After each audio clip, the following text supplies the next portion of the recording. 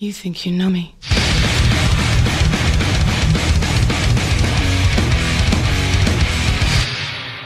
हम में से बहुत से लोग ये बिलीव करते हैं कि इस यूनिवर्स में कहीं ना कहीं एलियन मौजूद है, कोई ना कोई ऐसा प्लेनेट ज़रूर है जहाँ पर जीवन मौजूद है जिनको हम एलियन कहेंगे। लेकिन एक बात बता दूं, आसपास में तो हमने सारा चेक कर लिया है, कहीं कुछ नहीं मिला। लेकिन मान लेते हैं चलो 60-65 लाइट ईयर्स दूर कोई ऐसा प्लेनेट है जहाँ पर लाइफ मौजूद है और वो किसी तरीके से एक बहुत पावरफुल टेलीस्कोप बना लेते हैं। अब वो धरती को किसी तरीके से लोकेट कर लेते हैं और उसको देखना शुरू करते हैं उसी टेलीस्कोप से 60-65 लाइट ईयर्स दूर से।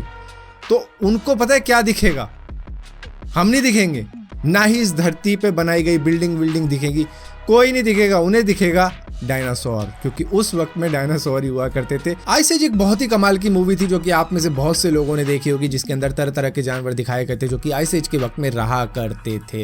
और यहीं पर हाथी की भी एक प्रजाति हुआ करती थी जो कि उसी मूवी में दिखाई गई थी, जो कि वूली मैमथ नाम से जानी जाती है। और इसी के साथ साथ एक शेर की प्रजाति भी थी जो कि सैबर टूथ टाइगर के नाम से भी जाना जाता था। तो यहाँ पर हम बात कर रहे हैं वूली मैमथ की। ये आज से करीबन 4000 साल पहले हुआ करते थे, मतलब आखिरी जो भी रहते थे वो 4000 साल पहले मर गए थे और आइस एज में उससे पहले ही ये जा चुके थे। तो यहाँ पर आज भी इनके अवशेष पाए जाते हैं, जिसमें साइबेरिया के अंदर इनके पूरे टस्क भी पाए जाते हैं, जो कि इनके दांत थे बड़े बड़े, और ये इंसान से भी बड़े टस्क थे जो आज पाए जाते हैं। जापान के टोक्यो के अंदर 1972 में ये बिल्डिंग बनाई गई थी, जो कि देखने में ये आपको थोड़ी सी अलग लग रही होगी। और इसका ये जो हर एक ब्लॉक है, दरअसल ये एक अपार्टमेंट है 90 स्क्वायर फुट का, जो कि एक कैप्सूल है जिसको निकाला जा सकता है और कहीं भी एडजस्ट किया जा सकता है इसके ब्लूप्रिंट के हिसाब से। यहाँ पर इंडिविजुअल पीस को निकाल कर कहीं भी लगाया जा सकता है, किसी लेगो पीस की तरह। हम में से बहुत से लोग जूस पीते वक्त, सॉफ्ट ड्रिंक पीते वक्त स्ट्रॉ का यूज कर लेते हैं। लेकिन आपको मालूम है, अगर आप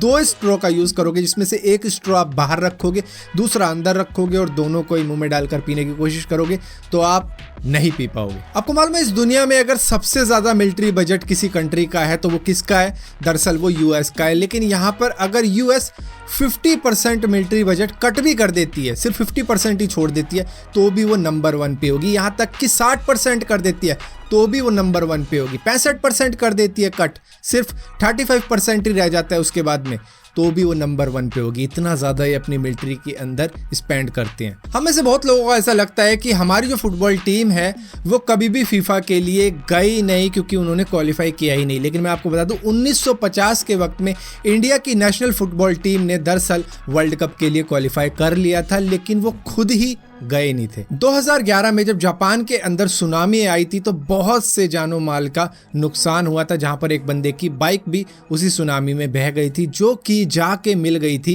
कनाडा के समुद्र में और कनाडा के बीच पर वो पाई गई थी, जिसके बाद में ओनर को आइडेंटिफाई किया गया और उसके बाद में जापान में ये दोबारा से पहुंचाई गई थी उसी तक। एक टॉय के बारे में आप में से बहुत से लोगों को पता होगा, जिसको योयो कहा जाता है, जिसको फेंकते हैं तो उसके बाद में वो वापस आता है, क्योंकि उसका जो धागा आपके हाथ में होता है। तो ये इसी तरीके का टॉय हुआ करता था, लेकिन पहले के वक्त में दरअसल ये एक हंटिंग वेपन हुआ करता था, जो कि फेंका जाता था और उसके बाद में वापस आ जाता था। ये फिलीपीन के अंदर सबसे ज्यादा यूज किया जाता था। आपको ये बात जानकर हैरानी हो जाएगी कि मैक्सिको के अंदर जो क्रिमिनल प्रिजन में बंद हैं, वो अगर प्रिजन स्केप कर जाते हैं और वो कोई भी लॉ ब्रेक नहीं करते, प्रिजन स्केप करने के बाद में और बाद में पकड़े भी जाते हैं, तो उन पर कोई भी सज़ा और ऐड नहीं की जाएगी। मतलब जो उनको सज़ा दे रखी है, मान लो किसी को 7 साल की सज़ा दे रखी है, तो उसको बढ़ाया नहीं जाएगा, क्योंकि वहाँ माना जाता है कि यह इंसान का हक है किसी भी प्रिजन को स्केप करना। ये एक ह्यूमन नेचर है कि वो जो भी उसके सामने बंदिशें लगा रखी हैं